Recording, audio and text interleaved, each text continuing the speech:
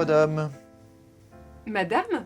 Non mais, excusez-moi, mais à moins que vous ayez l'habitude d'appeler les rois de France mon pote, vous n'allez quand même pas verser dans la familiarité uniquement parce que je suis une femme. Alors vous m'appelez Majesté comme il se doit. Pardon, Majesté. Oh, excusez-moi, j'ai été un petit peu brutale. Décidément, la com, c'est vraiment pas mon truc, hein. Mais vous savez, je suis pas comme ça, moi. C'est juste que quand on est une jeune Autrichienne et qu'on débarque à la cour de France, eh ben, c'est pas facile, il faut montrer qu'on en a sous le jupon. Bon, allez-y, faites-moi écouter votre opéra, là. Merci.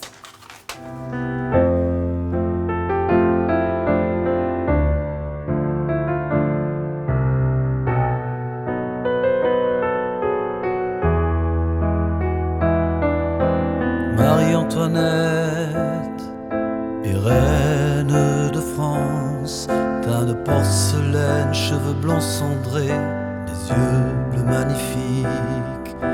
Quelle grâce quand elle marche avec majesté, gai, belle, enthousiaste, ivre de liberté. Ici, je ne suis plus la reine, je ne suis plus que moi, rien que moi, au petit Trianon dans cette ferme, où mes enfants courent en toute liberté. Je ne suis plus que le reflet de mon mari. Quelle jolie voix elle a, votre interprète. Et puis alors, c'est moi, hein. Enfin, je veux dire, c'est moi qu'elle incarne. Oh, eh ben dis donc, elle a vraiment du mérite, hein, parce qu'alors même moi, je ne sais pas si je saurais comment m'incarner. Vous voyez ce que je veux dire? Écoutez, comment dire ça? En fait, à la cour de Vienne, là où j'ai grandi, on est beaucoup plus libre. Alors qu'ici, au château de Versailles, depuis le règne de Louis XIV, tout n'est que code et protocole en permanence. C'est l'enfer, moi j'étouffe complètement. Alors, pour me remonter le moral, dès que je peux, j'organise fête sur fête. Je multiplie les balles pour pouvoir porter mes plus belles robes, mes plus beaux bijoux. Je dépense sans compter. Je danse avec les plus beaux mecs du royaume, je fais la mode, et alors je claque un fric fou au jeu, alors ça me fait beaucoup de bien. Le petit Trianon, c'est ma bouffée d'oxygène. Loin du palais, c'est comme une petite ferme où je peux me réfugier et passer du temps avec mes enfants chéris. Vous savez que je suis peut-être la première reine à élever ses enfants elle-même? Tout m'oppose à Louis le roi est beau et très savant, mais il est faible, indécis et n'a de goût hélas que pour la chasse. Alors oui, disons-le, ce petit Trianon, c'est aussi là que je peux m'évader de mon statut de reine, mais aussi de femme de roi. Parce que Louis, il est sympa, je dis pas, hein, il est très cultivé, il s'intéresse à plein de trucs à la con, comme par exemple la serrurerie. Ah non, mais il peut passer des nuits entières à monter et démonter des serrures. C'est complètement idiot. Oh, mais c'est comme sa passion pour la navigation, alors qu'il n'a jamais mis les pieds de sa vie sur un bateau. Alors rien ne lui fait plus plaisir que d'avoir des nouvelles de Monsieur de la Pérouse. Vous savez, ce célèbre navigateur parti faire le tour du monde. Alors, à part quand même la chasse. Oui, ça il adore, et c'est peut-être la seule activité royale dans laquelle il s'investit. C'est pour ça, moi, pour l'aider dans son métier de roi, eh ben, je lui donne des conseils, tout ça. Mais alors, ces ministres, ils n'ont pas l'air du tout de trouver que mes conseils fassent du bien au royaume. Comme s'ils en savaient quelque chose, ces imbéciles. La vérité, c'est qu'ils m'accusent de tous les torts, et même des déficits. Et comme si à peine 500 robes de collection et quelques colliers de diamants pouvaient représenter quoi que ce soit dans le budget de l'État.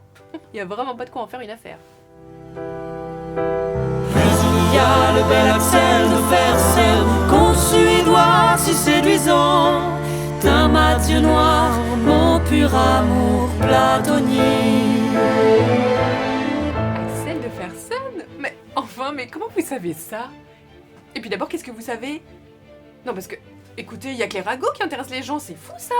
Parce que c'est juste un bon ami, il s'est rien passé de spécial, il y a plein d'autres hommes avec qui je papote.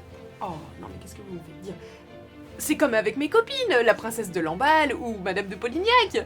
On se fait des bisous, des boutous, tout ça, mais oh non! Vous allez encore répéter, déformer, et puis après les gens écrivent des pamphlets sur moi. Déjà qu'on m'appelle l'Autrichienne. L'Autrichienne. Vous vous rendez compte? Ce sont des autrichophobes. Marie-Antoinette apparaît comme une femme en révolte contre l'étiquette écrasante de la cour de Versailles. Aspirant à la liberté, désirant être avant tout elle-même, elle voulait vivre sa vie, choisir ses amis, être autonome. Mais le tout en profitant du faste de Versailles qu'elle fera briller de tous ses feux à travers d'innombrables fêtes. Mal perçue du peuple, la souveraine ne parvint jamais à s'en faire aimer. Elle ne comprend pas l'ampleur du mouvement des idées des Lumières et elle eut de plus en plus une mauvaise influence sur le roi en multipliant les conseils mal avisés. Le flot de mensonges et de haine répandu par la presse, de plus en plus violent avec le temps, fit d'elle le bouc émissaire idéal. Oh Marie, oh Marie, oh Marie-Antoinette, voulez-vous disparaître?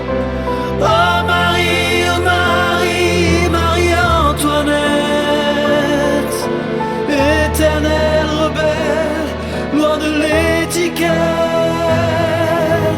Oh Marie, oh Marie, Marie-Antoinette, femme en révolte, rêve de disparaître. Oh Marie, Marie-Antoinette, votre métier de reine, nul ne le regrette.